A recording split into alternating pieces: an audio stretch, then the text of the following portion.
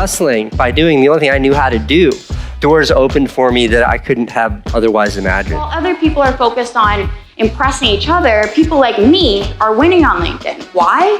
Because it's all about connecting. I couldn't breathe if I wasn't an entrepreneur. Welcome to the Startup Gambit, presented by HASTE and HUSTLE. I'm SHAUNA Arnott, founder and CEO of HASTE and HUSTLE. And I'm DEVON Codrington, COO of HASTE and HUSTLE. Are you trying to take my job already? Maybe. No, I'm just here to learn and help get things done. Anyways, today's guest is none other than Josh Law.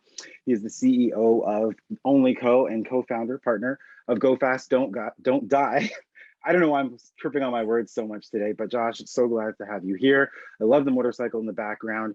I want to hear about the bike. I want to hear about everything you do, and I know our listeners do as well.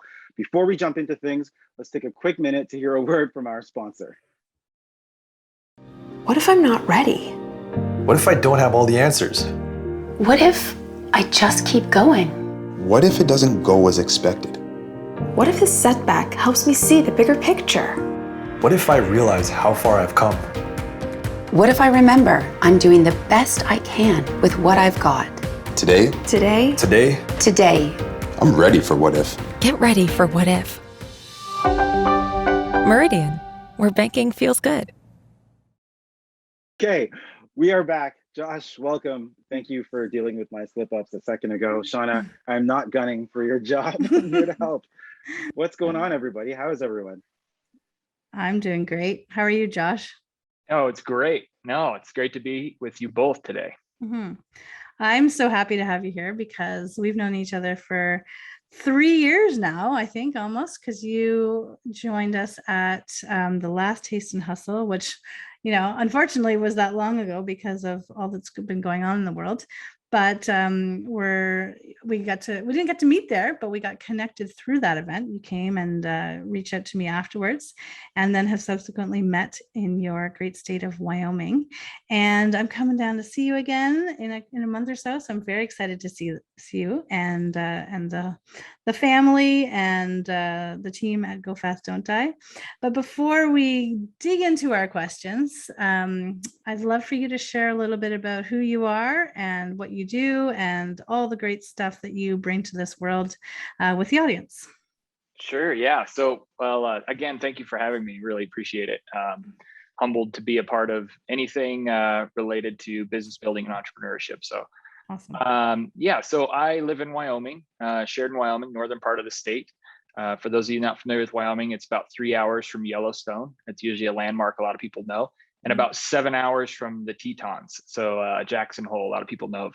But love the place I live. I'm really passionate about investing in my community here. But I went to high school here, went to college in the state, knew I wanted to come back. And when I did, on the path towards coming back to Sheridan, I knew I wanted to own my own thing and ski. Those were kind of the two things that I was passionate about. And I think I really just wanted to own my own thing so I could have control over my schedule and do the things that I wanted to do and invest my time just in the ways that I wanted to. And so that's kind of how I got to where I am. I mentioned skiing. I started in kind of the creative world and using an Apple computer in about 2003.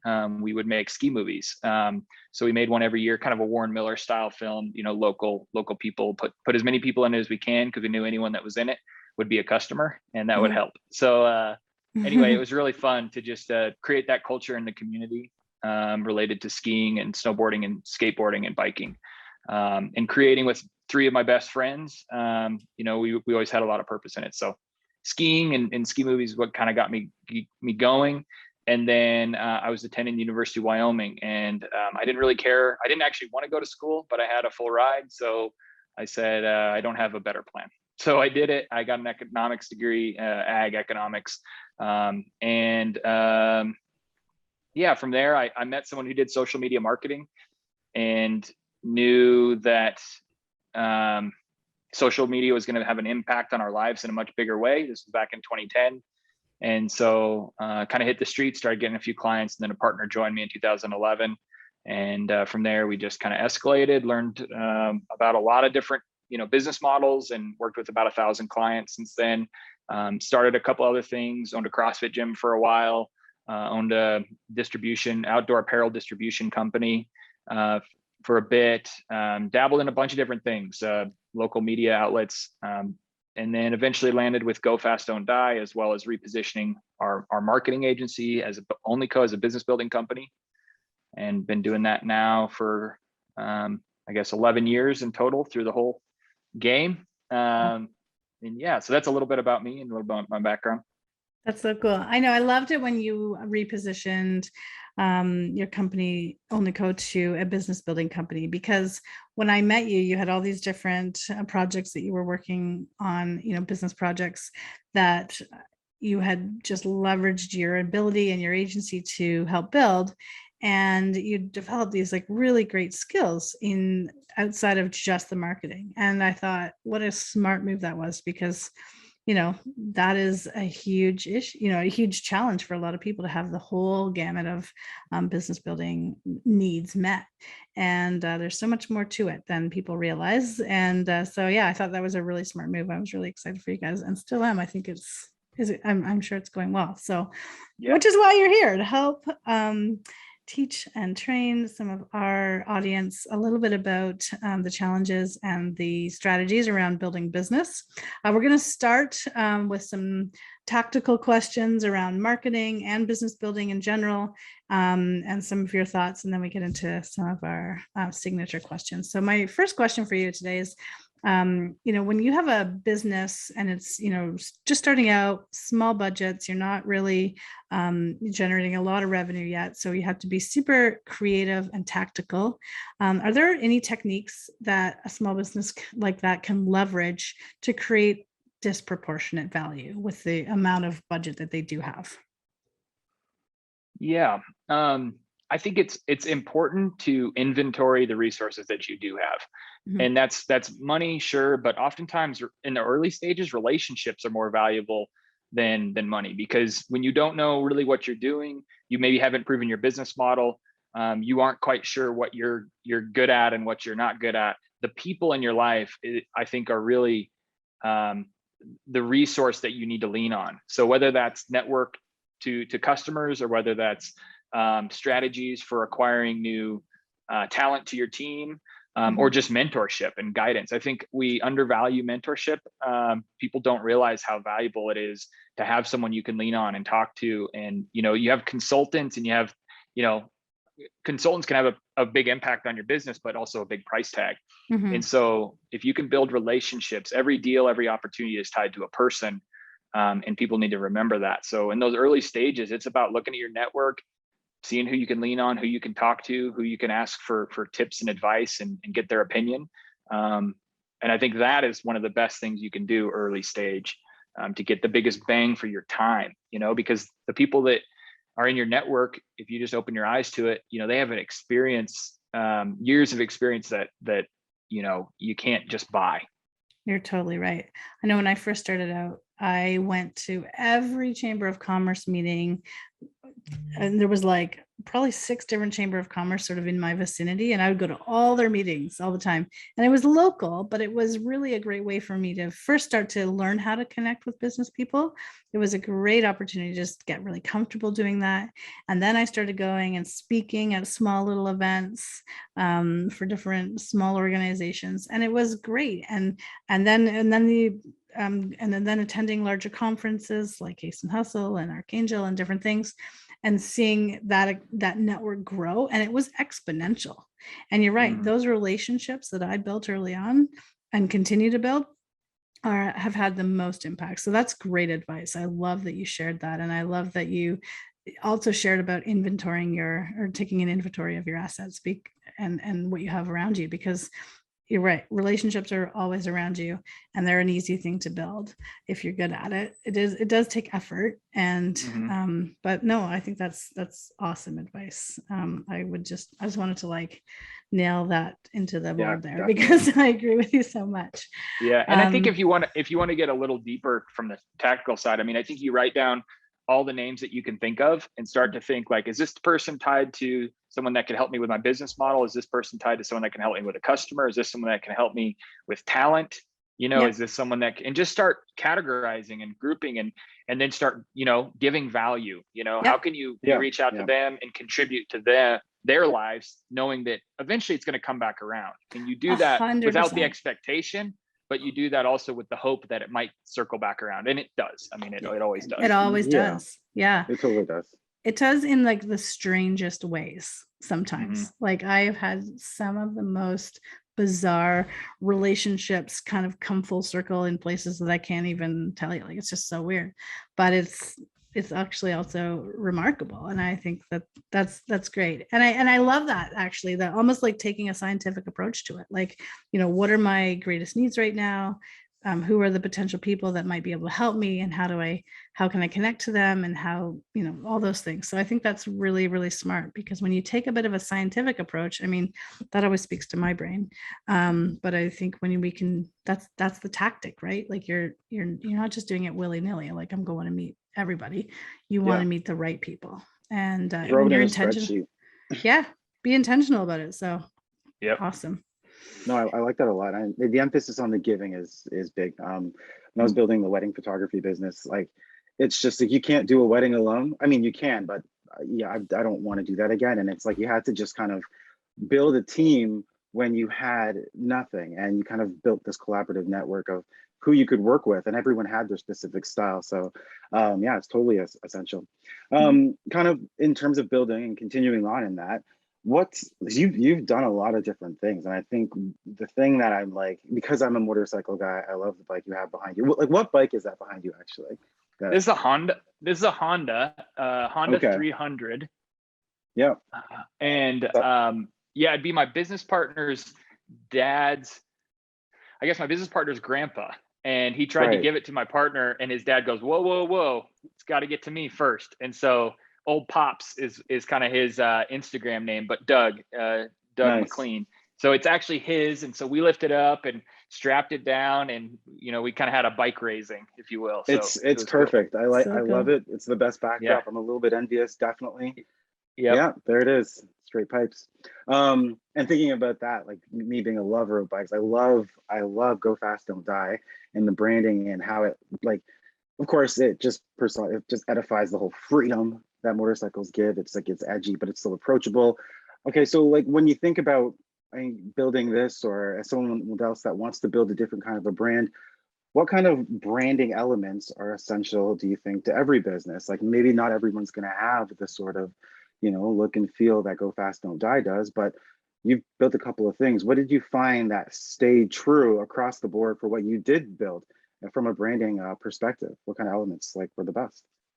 Yeah, so I think authenticity is very important when it comes to brand building. I just recently finished the book Shoe Dog, the Phil Knight Nike story, and something that stuck out as I was reading it was the fact that they were pretty. Everyone in the early days was pretty much, they were runners. They were collegiate level, competitive runners, and so they had that culture. And actually, if you read the book, there's a story where their first retail store was really more like a community than a retail store. It was really a place. I can't remember the words that Phil used, but it had to do with like a place where you could go and share your running stories, and learn about new technology or new, ways of training or different things like that. And so I think authenticity, when you're building a brand that's going to have any kind of longevity, is really important. It's easy to just put something cool, to put Go Fast Don't Die on a shirt. It's going to sell at some level, like, because people just like the phrase. They see it and go, "Oh, that's really cool." And we kind of had that going for us. But to create something that's so much more beyond just like go fast and don't die, like, it's like, how do you create a culture and community that's authentic, and that people can see and say, "That's me," or "That's what I need," or "That's what I want," or "That's what I'm striving for." And I think so much of business building for me comes down to making sure you don't create a solution that's looking for a problem.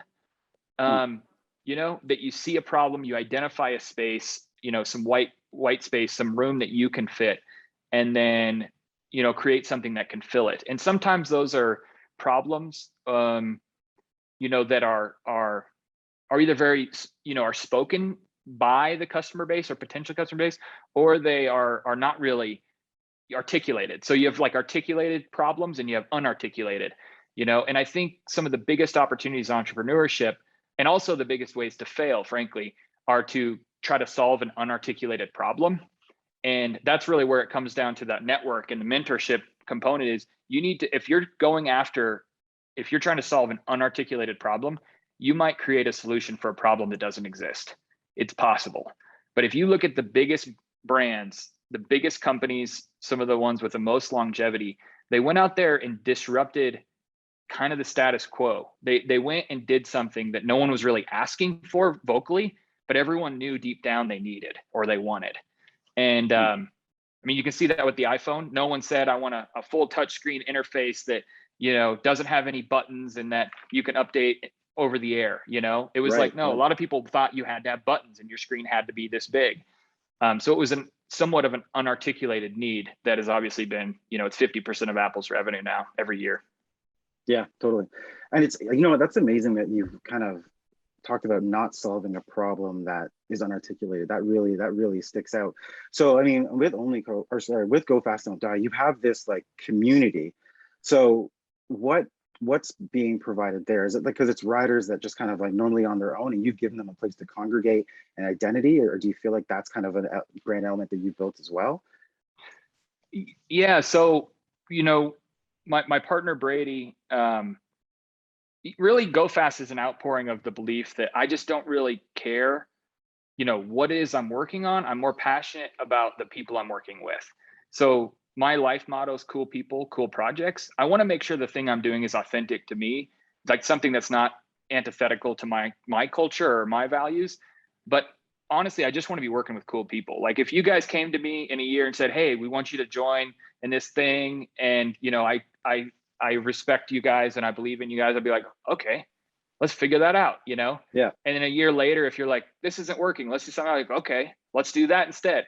I just don't get too hung up on the thing that I'm doing. And probably some of that is based on being in an agency and working with 1,000 companies.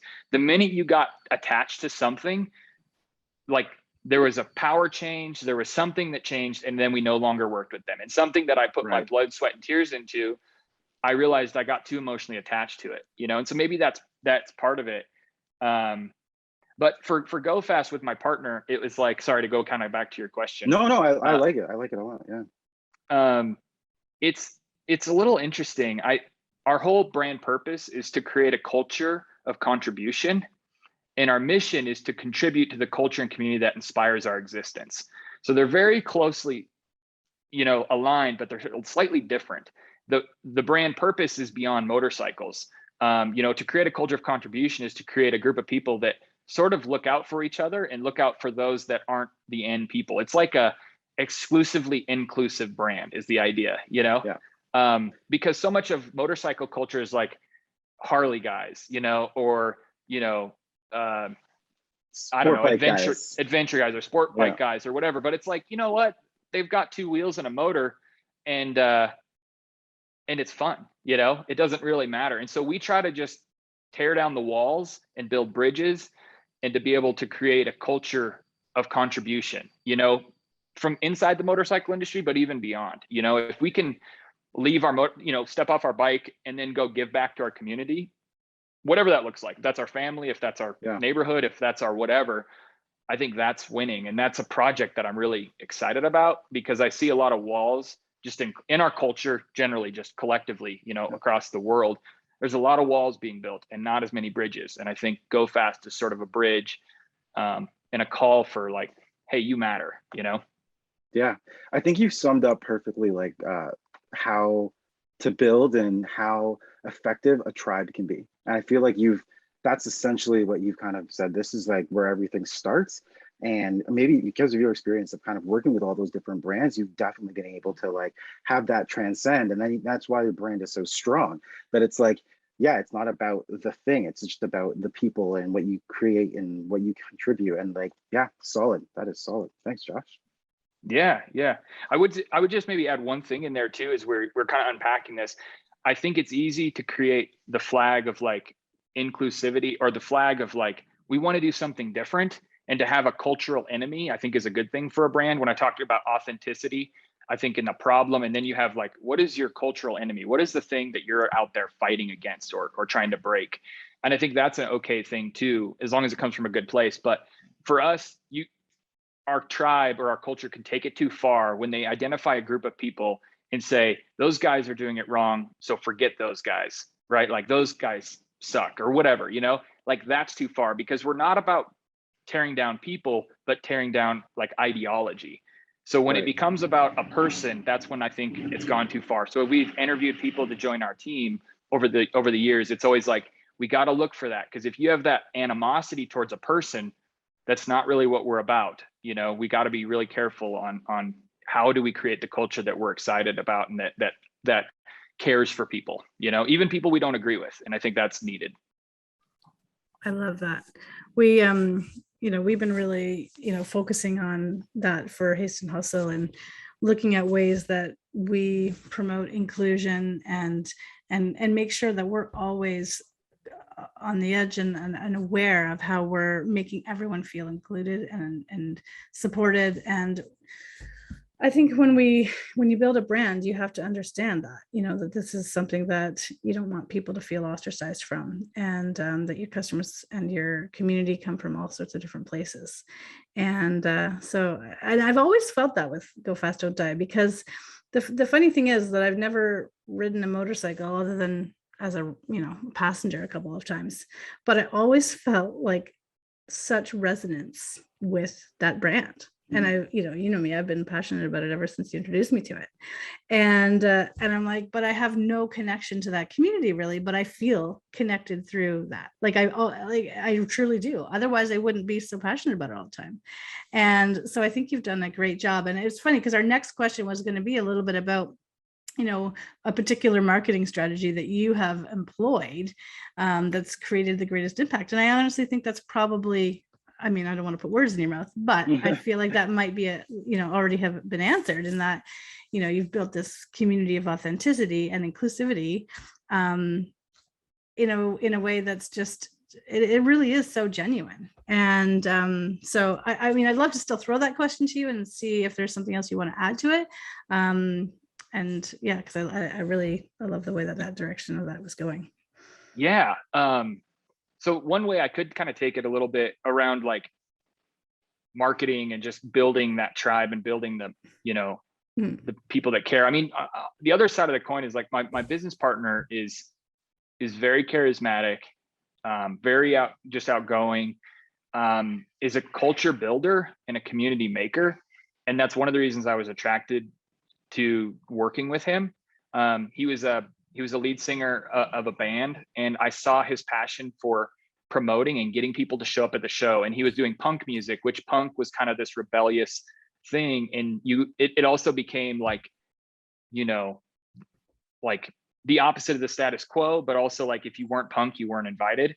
Mm-hmm. It became exclusive. It was like meant to be countercultural. And then it became, over time, it's like you build walls, right? We just do that. We're tribal people. We build walls.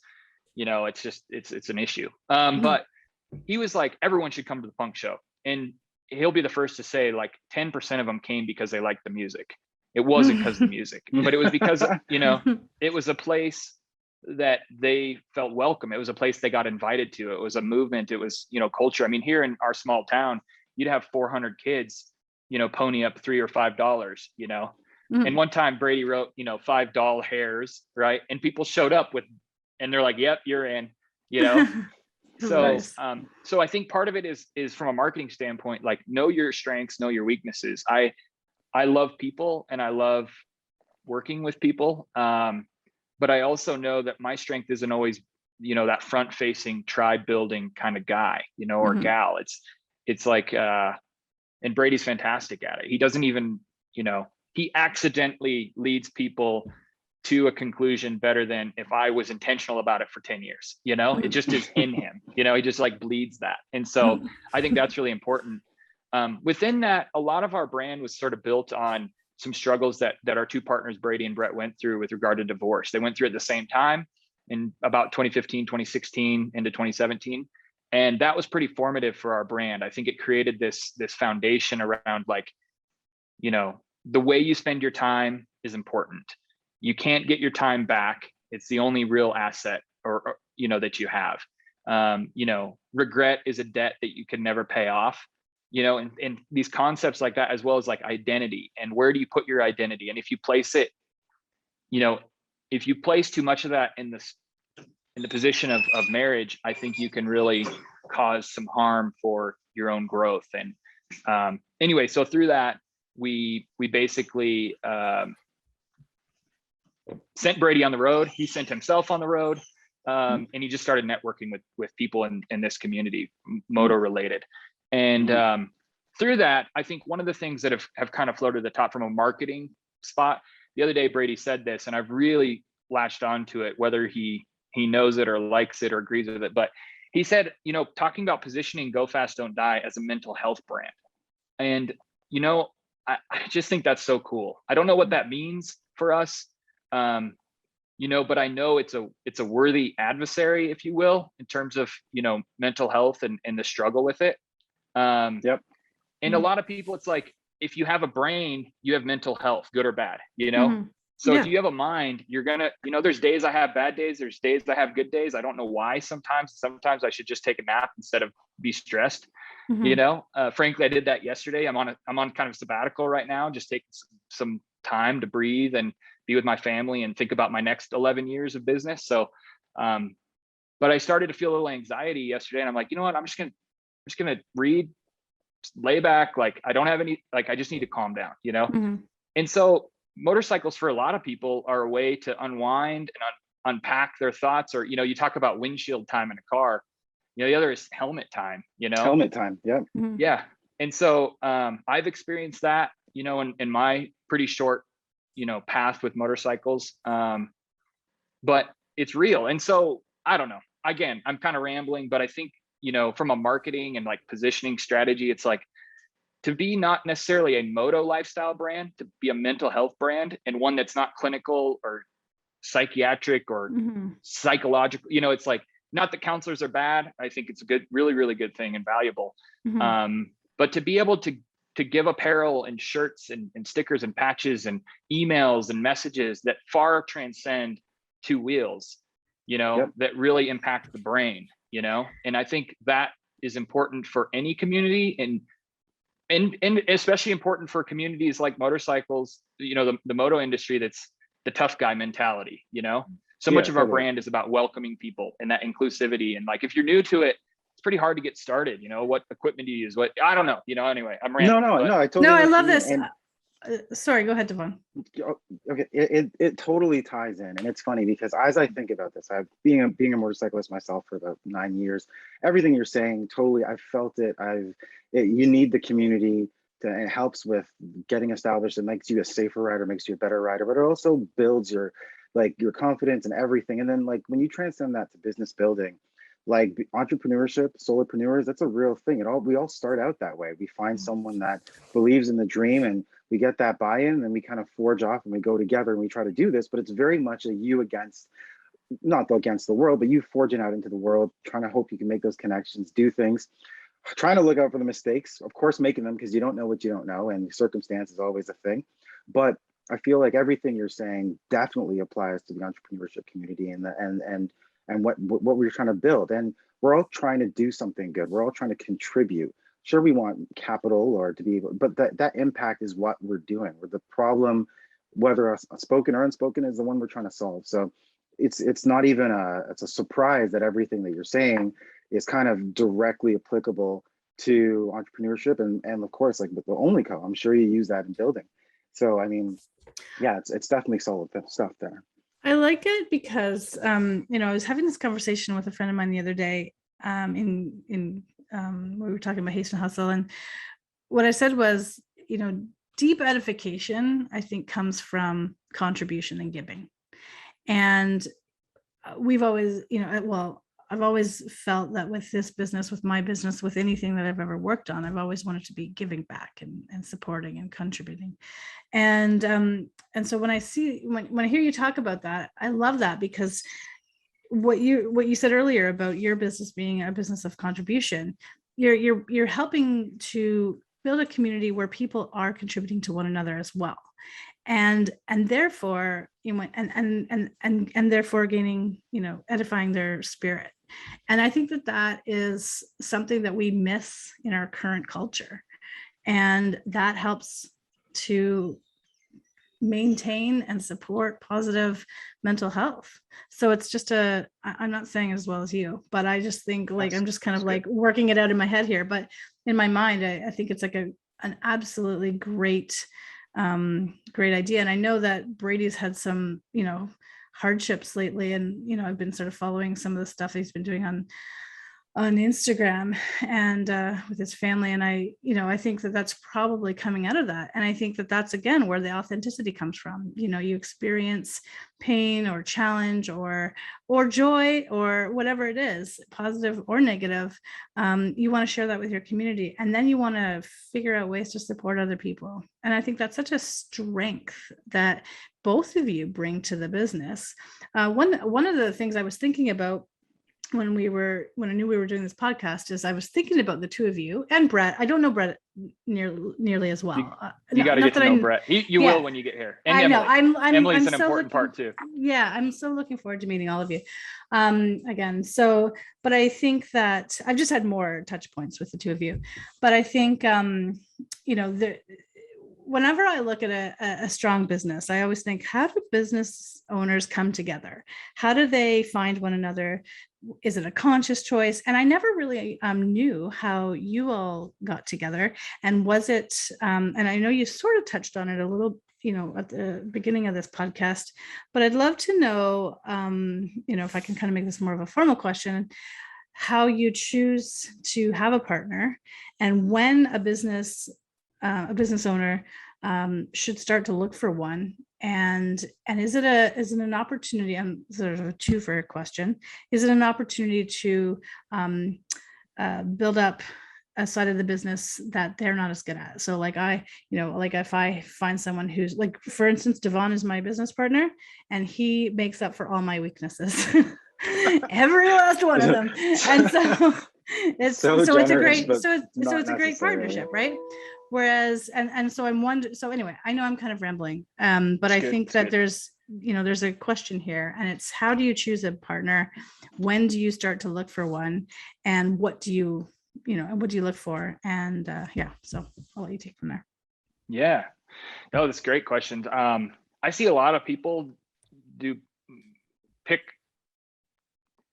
I want to say poor partners, but really just poor partners for them. I don't necessarily mean they're bad people. It's just like, how do you align on this stuff? And I remember my dad kind of spoke to this a lot as I was, starting out, and he encouraged me to do my own thing. And when I was getting into partnership, he goes, he even said, he's like, this is a marriage, right? And he's like, yeah, you're right. Kind of, and, and so I think that's important. It's like, when you get into business with each other, trust is important. Integrity is important. Communication is important. All the things that make any relationship work or not is important. And I think empathy is important. And so when it comes to partnership, you want to find someone that aligns with your values. And I think that's not always immediately apparent. And the more time that you can give in the due diligence process of understanding who they are, I think questions like, hey, tell me, what's your personal story? like we've been asking those questions a lot just as a team, and not to just get emotional or to get, kumbaya, like, if you will, but it's like the personal stories of someone's upbringing and their family origin and all that stuff really helps form the way you see the world. It creates the glasses with which, you see everything through, that worldview. And so I think aligning on values is really important. If you can find a way to work with someone on a simple project before partnership and get to know, how do they make decisions? What do they do under stress? How do they handle that? I think that's important. I think things like personality, I mean, this is getting super, specific, but personality profiles, Enneagram stuff, I think is really cool.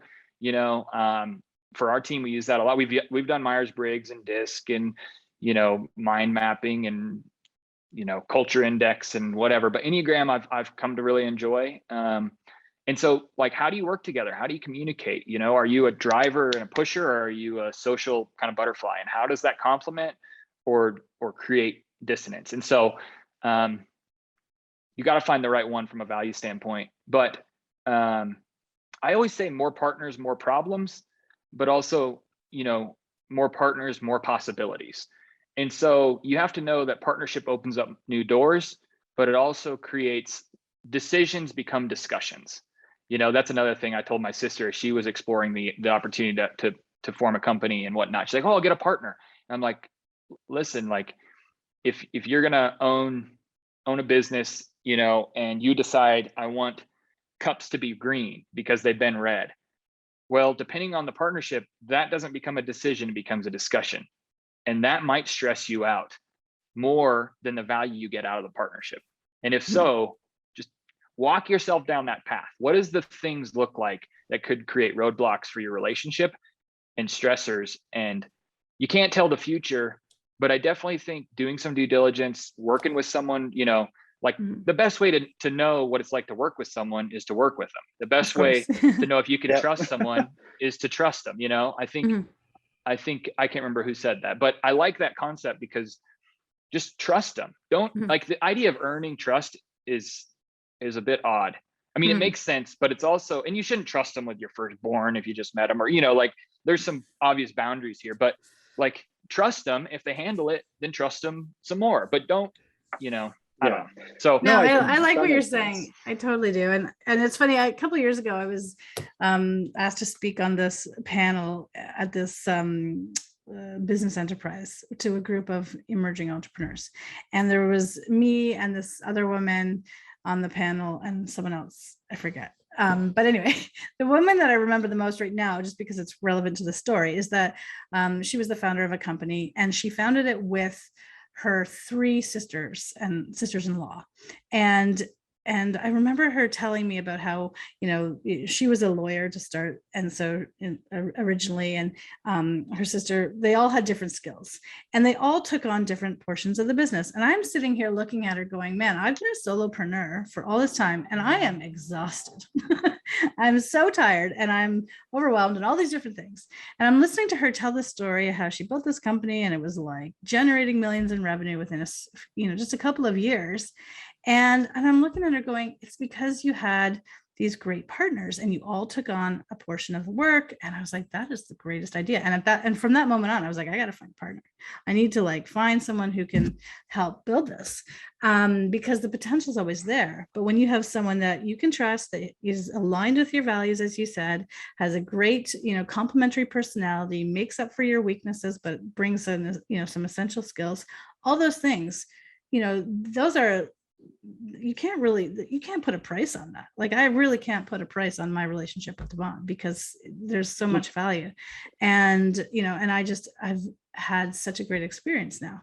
And I've had a couple of partners that didn't really work out, not because either one of us were good or bad, but because it just wasn't, there was some misalignments. But, in those situations, you have to know how to kind of walk away quickly and easily and in a fair way too. But anyway, I just wanted to kind of reinforce that because I always wondered about that for you too, because I definitely saw okay, I definitely see the complementary personalities and skill sets and all these things. And I thought it was always so interesting. So it just was on my mind. Well, on speaking from the other side of that and also commenting on what Josh is, first of all, thanks, Shauna. That was great. I really appreciate that. But always but Josh, one thing you said was you got to trust someone. The best way to know is by working with them. But also, I like to add to that, and I think you kind of had, but you can also take it slow and work on a project not necessarily related to the main thing that you're focused on. Ease into things as you would. You go on one date, you go on another date, and those projects, those smaller projects, is when you kind of see what it's like, because sometimes life is life and things sometimes go wrong, and those little hiccups and when the pressure builds is when you really see how sometimes things can get unraveled. And not like Sean and I had those kind of situations earlier on, but we had known each other for almost a year before and worked on a number of different things, and consistently I was just like, yeah, this person is definitely someone that edifies what I want to see, what I want to contribute, what I want to learn from, and who I want to work with. And it just made sense to the point where, when you're working and finding a co-founder or someone to partner with, it should be the easiest one. Those conversations that you think about, because there's many conversations that we need to have that we don't, when they seem to just kind of have been had, based on the experience and based on the time spent, that's when you kind of look at each other and you're like, this makes sense. We're moving forward. Yes. And it kind of seamlessly goes. That being said, there are key traits that lend to being a great CEO or partner or whatnot. Like, what have you found, with your current relationships and everyone that you've worked with, are the best traits that kind of a CEO would possess? Yeah. So I think it's important, I think, for the CEO at some level, and this is something I've had to struggle through, but it's to disconnect from the outcome a little bit, as well as don't sort of hold so tight to the vision that it leaves no room for others to do it the way they would do it, to get to an outcome that very likely, if you've got good people, will be better than what you envisioned. So it's like, you need to hold tight to the right things at the right times and the right way. And knowing when to put on the gas, knowing when to put on the brake, to use a moto or just driving analogy, is really important. Last night I watched this Travis Pastrana in a WRX STI racing up Mount Washington. Oh, yeah. He just set the record like a week ago or something. And I'm just watching it and I'm like, dude, that dude knows when to hit the gas. That dude knows when to hit the brake. That dude knows when to shift. He knows when to steer. I mean, it looks chaotic. Like, if anyone watching should go look this. I think it's Mount Washington. So I think it's on the East Coast or something, but incredible. And so I think that's really important. And there's times you don't know, like even in the sabbatical that I'm in, I'm letting go of almost everything for like almost 2 months. And I'm doing that because I need to exercise the muscle of like relax and let go of the outcome more, because I'm not used to that. Being, that startup founder CEO, you read the book Founder's Dilemma, and it's all about, people think, the Steve Jobs or the Jeff Bezos story is like, that happens more than it doesn't. And that's not actually the case. Like, oftentimes it has to transition to different leadership for it to get to that next level, because there's the startup hustle grinder, there's kind of the mid-range, and then there's the next phase, and the businesses are just different. And so I think as a CEO, you have to know when the cycle of the business has changed and when you can let go and leave more room, and just let things unfold. And I think I have a hard time, my personality has a very hard time with understanding the difference between laziness and patience. I get to a spot where I'm like, okay, I'll just be patient. And I'll wait about 48 hours. And I'm like, okay, like I'm getting anxious, because I'm like, I'm just being lazy, like I look in the mirror, I'm like, you're lazy. And really I'm like, no, I'm being patient. And you're refueling your tank for longevity. Or something. I'm still figuring it out. So anyway, I think that's what I'm telling myself right now. And I think it's just really important to focus on, this is really broad in general, but focus on the things you need to focus on and do not focus on things you don't. The book Scaling Up talks about when you hit 50 employees, I've never been there. When you hit 50 employees is a pivotal inflection point where you need to let go of the things you're good at. It's easy to let go of the things you're bad at because the person who's doing it, frankly, is just doing it and you don't have to. So that makes you happy. And they're probably doing it better than you if you hate it.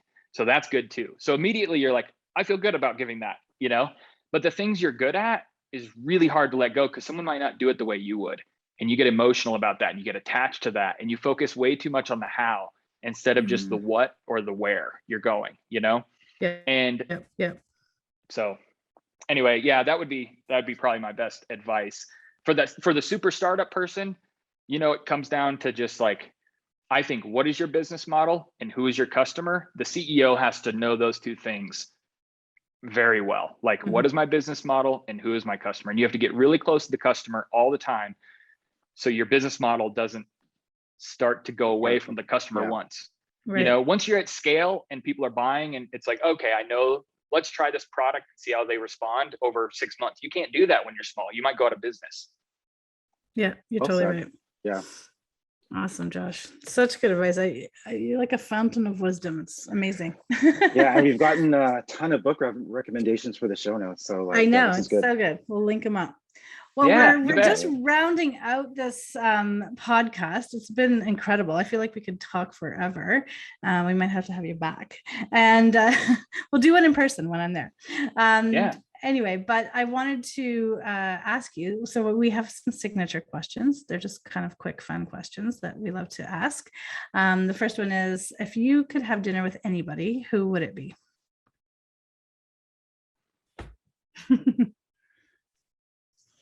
So I've just been reading about Abraham Lincoln. Like, I think it would be Abraham Lincoln right now. Like, Amazing. Why do you say that?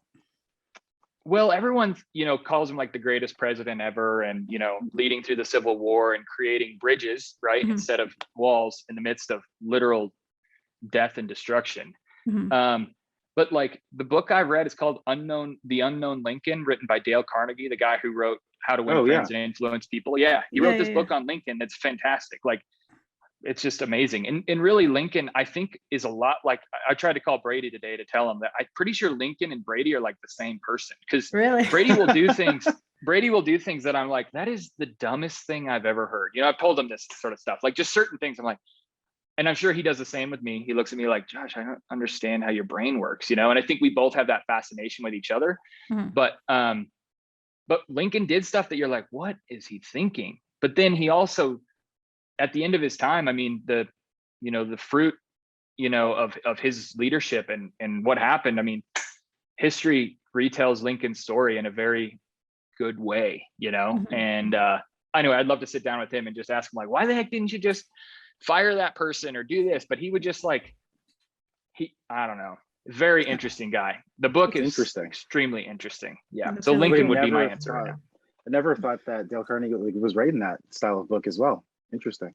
Mhm. Yeah. I encourage you both to check it out. It's super, super interesting. It paints a whole different picture of struggle, depression, suicide, mental illness, all sorts of Wow. stuff that you never thought Lincoln, I just never considered.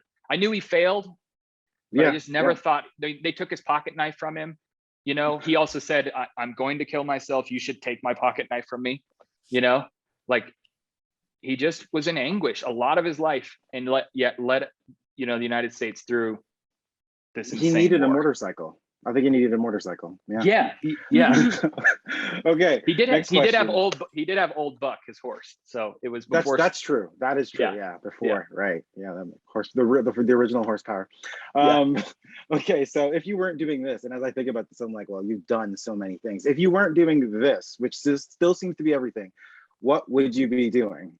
Which is kind of tough because you're on sabbatical now. So if you weren't maybe with Go Fast Don't Die or Only Co, what would you be doing? Yeah. Right now, I'm pretty.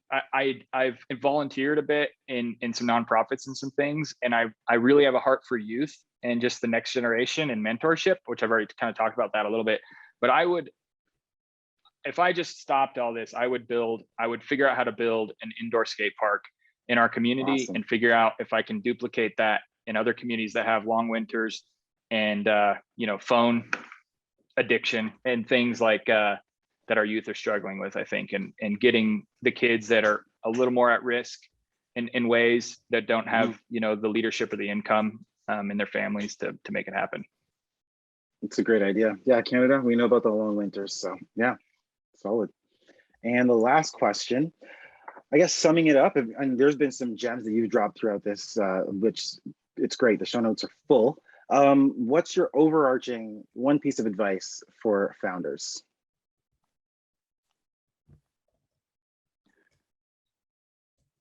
I think focus on how you can risk. I think risk being happy. That's risk happy is one of our phrases with Go Fast. Mhm. And risk is so important. The more I study entrepreneurship, leadership,